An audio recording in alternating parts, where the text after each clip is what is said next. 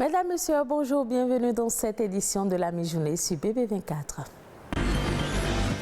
Les femmes peuvent désormais obtenir un financement pour leurs entreprises. C'est une initiative du programme Boost Our Business. Les détails à suivre dans cette édition. Outiller les acteurs de la presse béninoise sur les tests législatifs et réglementaires relatifs à la carte de presse. C'est le but visé par le comité de facilitation de la carte de presse en initiant un atelier de formation. Les détails à suivre. La croissance démographique en Afrique contraint les producteurs agricoles à plus cultiver la terre pour satisfaire la demande. Face aux défis de développement, le continent peut compter sur ses bras valides dans le domaine de l'agriculture.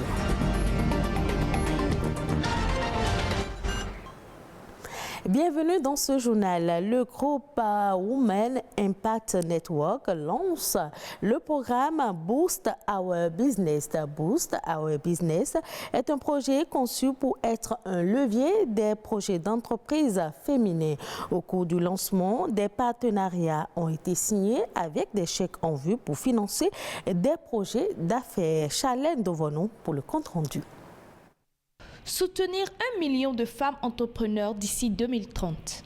C'est la vision que le programme Boost Your Business s'est fixé pour cette deuxième édition de l'année 2022.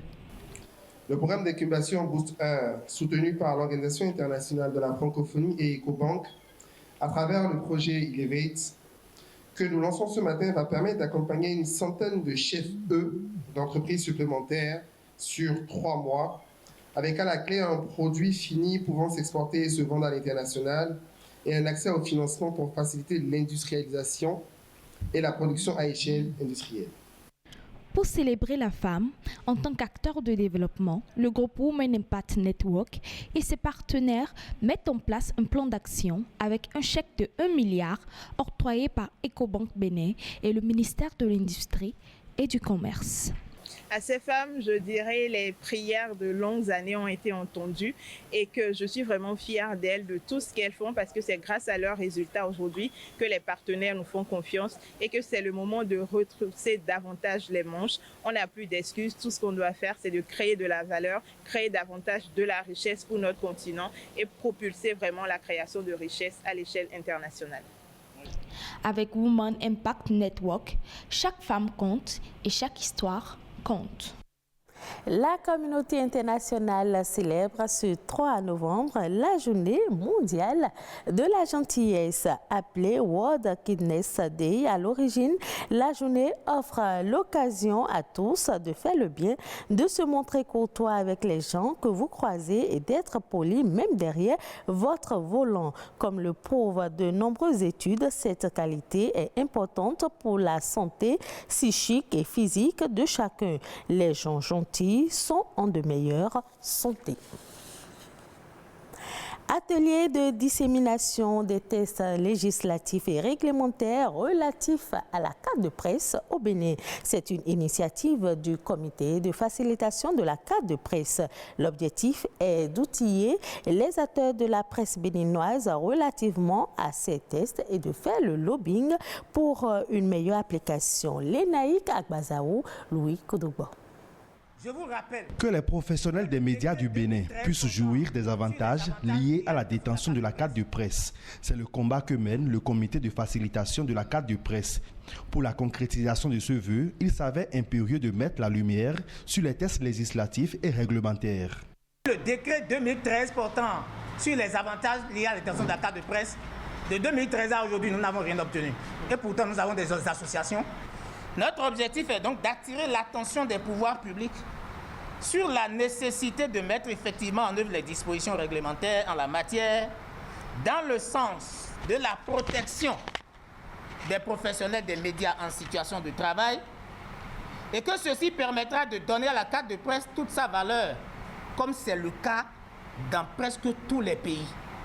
Pour l'atteinte des objectifs escomptés, les acteurs de la presse béninoise comptent sur l'accompagnement de la haute autorité de l'audiovisuel et de la communication, un intermédiaire avec qui le lobbying peut porter ses fruits. La jouissance des avantages liés à la détention de la carte de presse. Et je pense que Cette préoccupation qui est fortement soulevée par le président du comité de facilitation, parce qu'on ne peut juste qu'avoir un test et ne pas vraiment bénéficier des effets ou des avantages liés à ce test. Les acteurs des médias, sans attendre aucun financement de l'État ni d'une association, se sont engagés à cotiser leurs maigres ressources pour mener une activité dans leur intérêt, parce qu'ayant compris que personne ne le ferait à leur place. Il ne sera plus question de bavarder. Place donc à l'action. Des observations, propositions et suggestions des participants vont être recueillies et consignées dans un rapport général pour une mise en œuvre des tests en vigueur. Jeunes et agriculture, parlons-en à présent. En Afrique, la population ne cesse de croître. Au même moment, la productivité agricole diminue et c'est les zones rurales qui s'installent.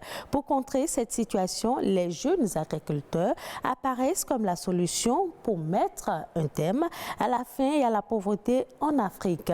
Mais ils doivent faire face à de nombreux défis. Douis Arosouhe est agronome. Il nous parle de ces défis au micro de Ulvaïs Balogun. La jeunesse constitue la relève de tout secteur. Et puis si les jeunes s'intéressent à l'agriculture, je crois que ça, c'est une chance pour le Bénin.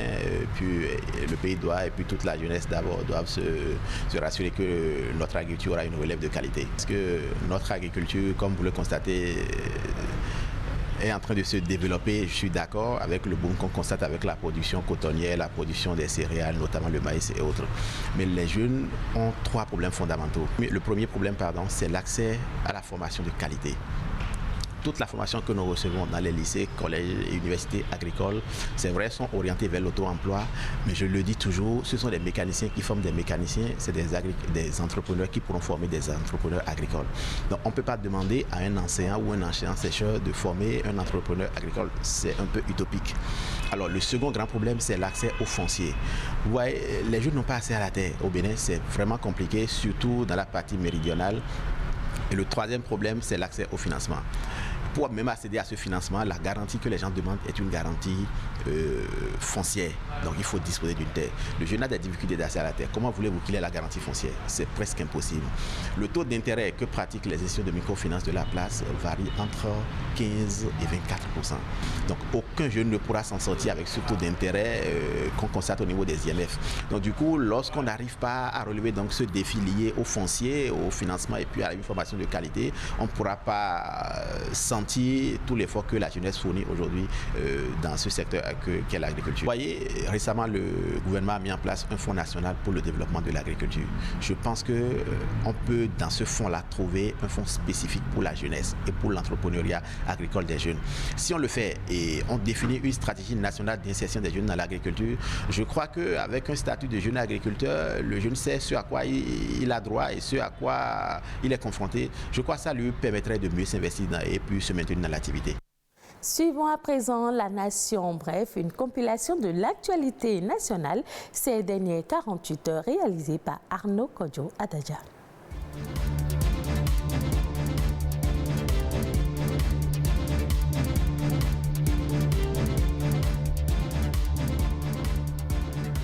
Chaque 2 novembre, la communauté internationale célèbre la fête des morts. Cela a également été l'occasion choisie par le conseil communal de la mairie de Cotonou pour observer un recueillement en mémoire de toutes les personnes disparues de la ville au cimetière PK14 de Cotonou. Plusieurs autres cimetières de la ville ont également reçu la visite des populations et des autorités. La ville de Parakou a été le théâtre d'une marche rose avec des escales de sensibilisation contre le cancer du sein. Aujourd'hui, il est dit que l'autopalpation est l'un des moyens sûrs contre l'apparition précoce des signes du cancer du sein. Cette maladie est plus fréquente chez les femmes. Par la marche rose, les organisateurs visent à sensibiliser les populations pour une prise en charge précoce contre le cancer du sein. Pour les mêmes organisateurs, c'est un pari gagné au regard de la sortie massive et spontanée des populations. Sur la question de probable présence de djihadistes qui déstabiliseraient la vie économique à Kandi, les populations répondent par faux et archi-faux. pas de psychose dans les commissariats, les sièges d'arrondissement, les écoles, les lieux de culte et les marchés. Tout se passe normalement. On assiste à une bonne circulation des biens et services.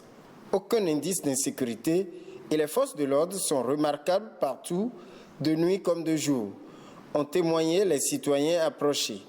Certains citoyens ont qualifié de rumeurs les récentes informations de présence de djihadistes à Kandi relevées sur les réseaux sociaux.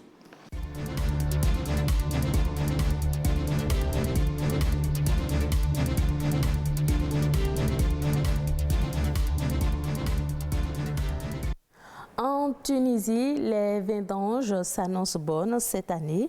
Les professionnels du secteur aimeraient encourager l'État à libéraliser le secteur du vin et à améliorer sa qualité. Le vin tunisien séduit de plus en plus aussi bien les locaux que les touristes. Le reportage de France 24. À Grombalia, dans le domaine Néféris, la récolte du cépage Carignan est déjà presque finie et promet un bon cru. C'est excellent. On est au moins à 12 degrés, 12,5. Mohamed Benchir travaille depuis 2 décennies sur ce domaine de 200 hectares de vignes. La quantité n'est pas abondante, mais la qualité y est. Une baisse de production liée au manque d'eau, mais aussi un problème d'importation de plants de raisin, limité par un quota à cause de la crainte d'une bactérie, la Xylella fastidiosa. Le secteur manque d'organisation et d'un office pour le représenter. La qualité s'en ressent.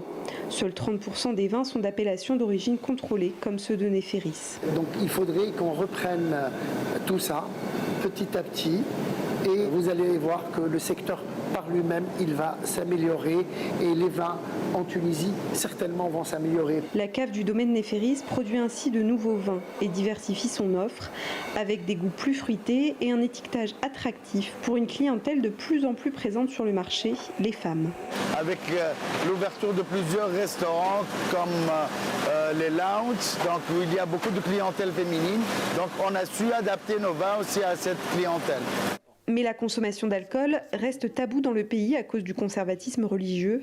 Le développement du secteur est ainsi souvent négligé par les autorités, malgré son atout économique. On a pas mal de domaines viticoles qui appartiennent à l'État et qui sont en partie à l'abandon, si ce n'est pas totalement. Et je trouve que c'est dommage de laisser ça comme ça en friche, de ne pas les exploiter, d'autant plus qu'il y a des besoins.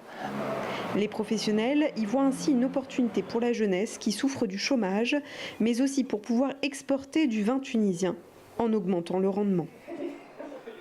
Et ce sera tout pour cette édition. Merci de l'avoir suivi. Retrouvez ce journal sur le site de l'ORTB, www.ortb.pj.